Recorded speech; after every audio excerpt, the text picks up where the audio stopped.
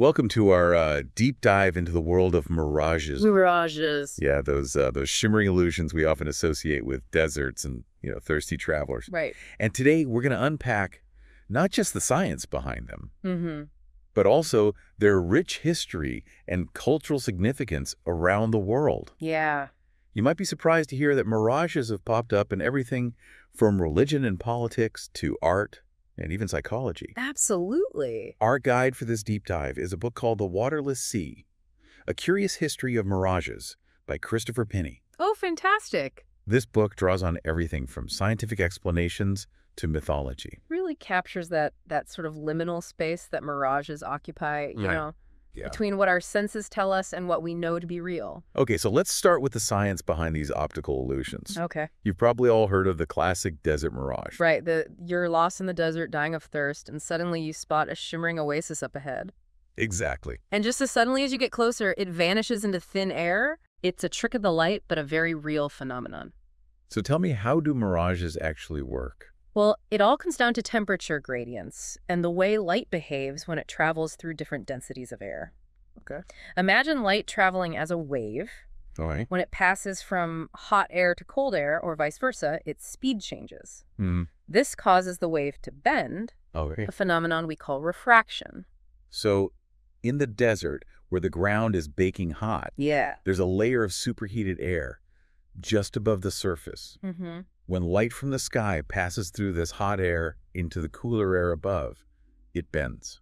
Exactly. Okay. And because our brains interpret light as traveling in straight lines, we perceive this bent light as a reflection, Whoa. making it look like there's a pool of water on the ground. Oh, that's really interesting. Yeah. But the book also mentions something called superior mirages, where the image appears above the actual object. Right. It says these are more common in colder regions like the Arctic, where you have large expanses of ice. Right. In superior mirages, you have a layer of warm air sitting on top of a layer of cold air. Okay. This time, light bends upwards as it passes through the different layers, causing objects to appear higher in the sky than they actually are. So you might see a ship appearing to float in the sky. Right. Or even an entire cityscape looming on the horizon. Exactly. That is incredible. Yeah, like those Phantom Island sailors used to report seeing on old maps. Oh, yeah. These mirage islands, which we'll talk more about later, highlight how easily our senses can be fooled, Wow. even when what we think we see contradicts scientific evidence. Speaking of things that might fool the eye, the book mentions a particular type of complex mirage called Fata Morgana. Oh, yes. They sound pretty spectacular. Oh, they are. Fata Morganas are known for creating incredibly elaborate and ever-shifting visions. Like what? Imagine castles, towers, trees, all jumbled together in the sky, constantly morphing and changing shape. Wow, it sounds like something straight out of a fantasy novel. It does, doesn't it? It really does. Were these what fueled all those old sea monster tales? Who knows, but they certainly captured people's imaginations. Yeah. The book actually compares early accounts of Fata Morganas to something called a catoptric theater. A catoptric theater? Yeah. What's that? Think of it like a box lined with mirrors that creates an endless magnification of reflections. Okay. So you'd look through this box and see an object reflected over and over again, stretching out to infinity. Oh, wow. It was a popular spectacle in the 17th century, and people saw a connection between these illusions and the bizarre shifting visions of the Fata Morgana. So even back then, they were trying to find a scientific explanation for something that seemed magical. Exactly. But that's just the science. What's really fascinating is how mirages have been woven into mythology and folklore across cultures. Absolutely. For instance, the book mentions this Sanskrit concept from India called Mrigatrishna. Krishna. Yeah, it literally translates to thirst of gazelles. Oh, wow. A beautiful metaphor, isn't it? It is. It perfectly captures the yearning for something unattainable, like a gazelle desperately seeking water that isn't really there. It really speaks to a universal human experience, doesn't it? Yeah, That desire for what we can't have. absolutely.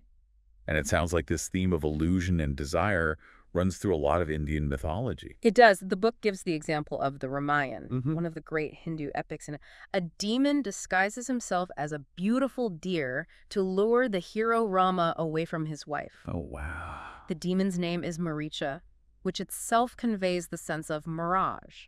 So the mirage is woven right into the fabric of the story. Right into the story. The book also mentions the legend of the city of Gandharvas, these magical cities in the sky, symbolizing the illusory nature of material pursuits. It's fascinating how these stories use mirages not just as a visual phenomenon, Yeah. but as a moral lesson, Mhm. a cautionary tale against chasing after things that are ultimately empty and fleeting. It's like a warning against getting lost in illusion and losing sight of what truly matters. Uh-huh. And it sounds like these captivating tales aren't unique to India. No, not at all. The book mentions legends about magical lakes that seem to describe complex mirages, including a particularly intriguing one from central India about Toroba Lake. You mentioned this one earlier, really stuck with you. It did. Why is that? It's such a strange and evocative story. It's about a marriage party that arrives at the lake but finds no water. An old man tells the bride and groom to dig for water, which they soon find, but then the water starts rising and they end up drowning.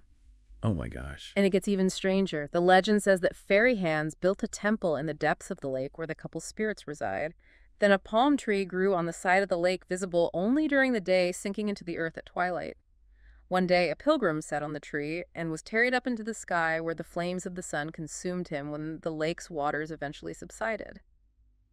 People saw the golden pinnacles of the fairy temple glittering in the depths. Wow, that's quite a story full of symbolism and imagery. It really is. So many layers. Right.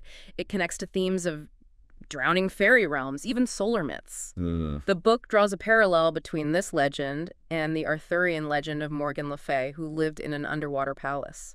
It seems like these shifting mirages, especially the complex ones like Fata Morganas, have sparked some truly rich storytelling traditions. Oh, they certainly have. And these stories often tap into deep-seated human anxieties and fascinations. Like, the fear of the unknown, the lure of the unattainable, the power of deception. it's amazing how a simple trick of the light can give rise to such enduring and profound narratives. It is, isn't it? Speaking of narratives, the book explores how artists and writers, especially in the 19th century, became fascinated by mirages. It mentions all these scientific encyclopedias with engravings depicting looming inverted ships. Yeah, almost like ghost ships. Yeah. It's a great example of how science and art intersect. These engravings were an attempt to capture and understand these strange optical phenomena, but they also had a certain aesthetic appeal. I can imagine. They played with perspective and scale in a way that was both unsettling and mesmerizing. Yeah. The book also mentions the Romantic painter Caspar David Friedrich and how he used the Rückenblick figures seen from behind in his landscapes. Right. It's a technique that draws the viewer into the scene, inviting contemplation of the vastness and mystery of the natural world.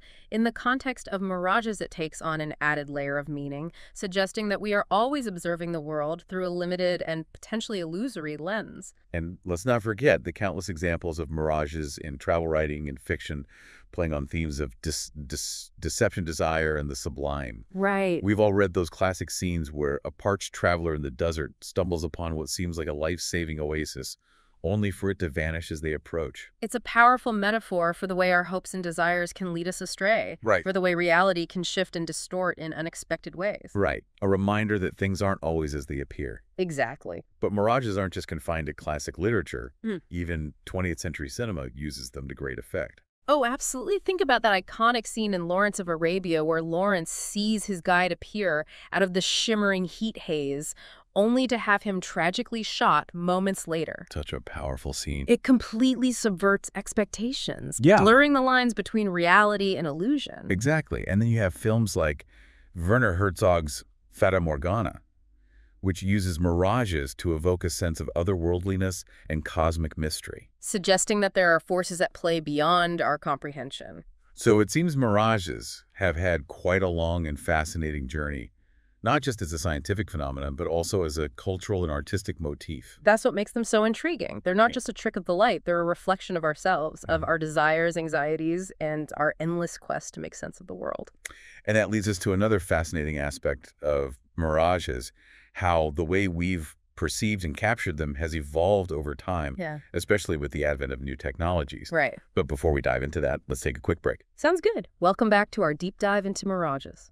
Last time we explored the science behind those shimmering desert oases and the mind-bending Fata Morganas, Right. as well as how cultures around the world have woven mirages into their mythologies. And how easily our senses can be fooled. But today we're going to dive even deeper Yeah. into the metaphorical significance of mirages. Okay. You might be surprised to learn that mirages have even made appearances in political discourse. Political discourse. Politics, really. Yeah, it might seem like a strange pairing at first. Yeah. But when you think about it, mirages are all about perception illusion and the distortion of reality. And those themes definitely pop up quite a bit in politics. Exactly. The book specifically mentions the impeachment trial of Warren Hastings, Okay. the first Governor General of India back in the late 18th century. For our listeners who might not be familiar with this bit of history, Yeah, Hastings was accused of corruption and abuse of power during his time in India, right? that's right. And the trial became a huge public spectacle with political cartoons and satirical prints circulating widely. So how did they tie mirages into all of this? Well, many of these images used mirages to comment on the trial, specifically the idea of true versus distorted vision when it came to colonial governance. So they were using mirages as a metaphor to talk about how those in power could manipulate the truth. Precisely, one cartoon even shows Hastings using a camera obscura to project a minimized version of the evidence against him, essentially distorting the truth to fit his own narrative. A camera obscura minimizing evidence. That's a brilliant mental metaphor. Yeah. It really drives home the point that Hastings was manipulating the perception of truth. It does, doesn't it? This example shows how the mirage metaphor can be used to expose the manipulation of truth and power dynamics, something you might find relevant when analyzing contemporary political rhetoric as well. It makes you wonder what other mirages we might be blindly accepting in the political arena. It certainly does, and this idea of mirages being used to symbolize deception and manipulation in politics is a recurring theme throughout history. The book also talks about how mirages were often used to represent the Ottoman Empire in European political discourse.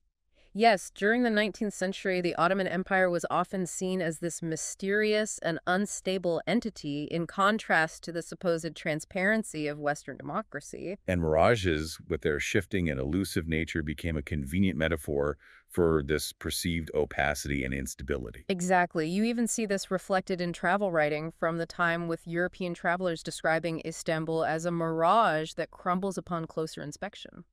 It's amazing how these visual metaphors can shape our understanding of entire cultures and political systems. It really is. It makes you wonder if there were any positive uses of the mirage as a metaphor. That's a great point. And it turns out the book talks about how mirages can be seen as a symbol of imagination and creativity. Oh, that's a much more hopeful interpretation. Isn't it? Think about how artists and writers have used mirages in their work to evoke a sense of wonder, mystery, and the sublime. It's true. Mirages allow us to see the world in new and unexpected ways, to imagine possibilities beyond the limits of our everyday experience.